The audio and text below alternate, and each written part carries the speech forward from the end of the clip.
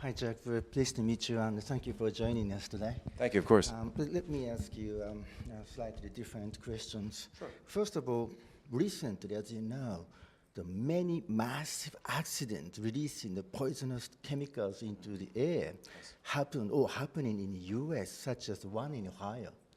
So what's going on in the U.S.? Are they just accidents or something else? Well, I think you are seeing two dynamics at play right now, one of which is the fact that the United States has not invested in infrastructure and certainly not invested in infrastructure personnel in 30 years or more. And we've taken for example, the train in East Palestine that derailed, this train was 1 mile long, yet only had 3 employees on the 3 human beings on the entire train. So when the censor reported that there was a mistake, finally they stopped the train, but they realized it had already been on fire for miles and miles, and they didn't even realize because the thing is so long they could not see it. This is one issue that is a systemic issue. There is another possibility, and personally I think it's very plausible that when you look at the relationship right now between the United States and Ukraine, and the fact that the United States has been providing weapons, armor, funding to the Ukrainian military, that what has Russia's response been in Ukraine? Russia has their current TTP, we would say, in military tactics, technique, and procedure. They're targeting infrastructure, they're targeting electricity, they're targeting energy. And so suddenly here in the United States, we see train derailments, we see energy grids that have issues, we see power generators that are destroyed, and there's no explanation for what has happened. Could it be there was some sort of influence from foreign power looking to create issues in the United States? I could possibly see that. I could. Well, but do you know the term predictive programming? I guess I do. Yes, I do. Yeah. So predictive programming is an idea that through media influence, that certain narratives and certain world events are actually predicted and by media, whether it be sometimes Hollywood or sometimes just news and other mainstream media, that actually these features come out beforehand and then are later actually exhibited by the people. So this is the Palestine case, and, which Ohio, right? There's a Netflix movie, right? Yeah, the 1 year before, right? Wow. Yeah, so that means that even, is that before after the Ukraine war started? I'm not sure. So as you said, it can be operative, but if we see this, something exactly the same, very similar, was broadcasted beforehand, this really makes us think. I agree. No, I think it's something that we all should pay very close attention to. Yeah. My final question for you is now, we go a bit historical. Right? Since 1945, or at the end of the World War II, or even after the Soviet Union collapsed, say in 1991 or 2, the U.S. the government administrations maintained the one policy over Japan. Keep Japan allied country, but at the same time dependent on the U.S. in national security, and with no nuclear weapons. So no nuclear weapons for Japan, even though Japan is surrounded by those countries, the Russia, China, North Korea, equipped with nuclear weapons.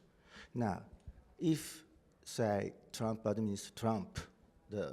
regains power in 2024, or somebody else, the Republican, takes over, will this policy ever change, in your opinion? Well, I think it's interesting because President Trump has said many times that nuclear weapons and the threat of nuclear war is something that he's very concerned with. He's talked about this more, and even recently, he's spoken about this with regards to Russia, and I think more than almost any world leader. People talk about, oh, we must defeat Russia. We say we have to stop him. but they don't seem to factor in this question of nuclear weapons and the fact that they can respond if they have this issue.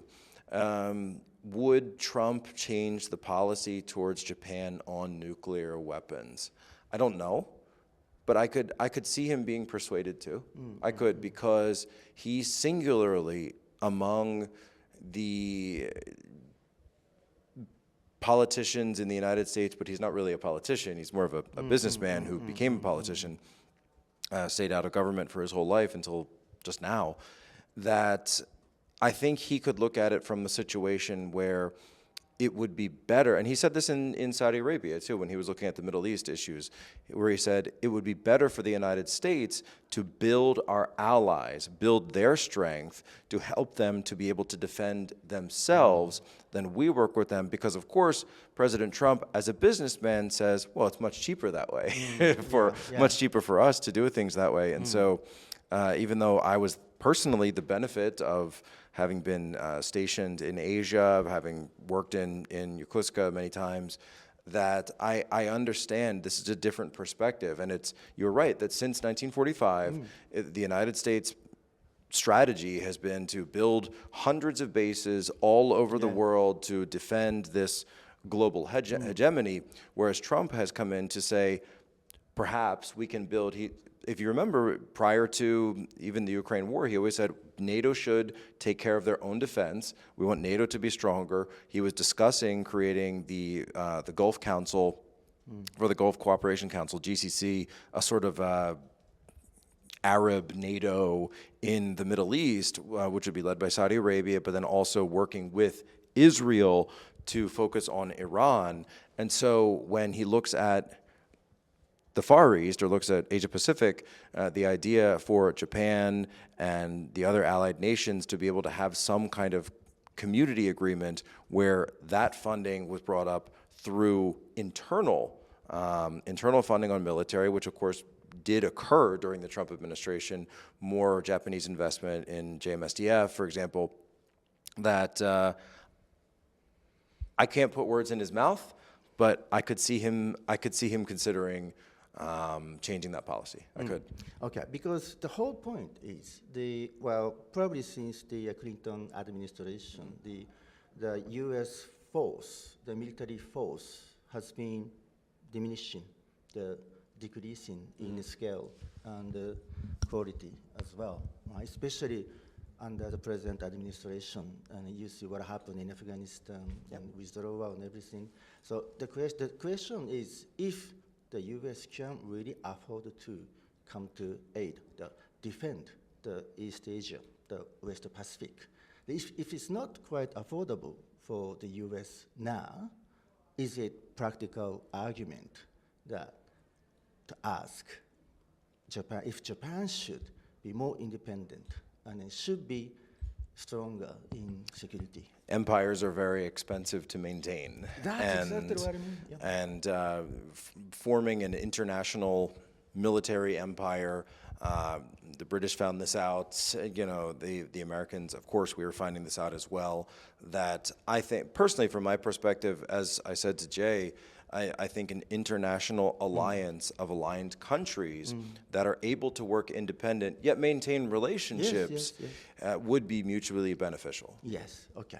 This can be a plausible, a practical argument perhaps we can bring up in the future. I think so.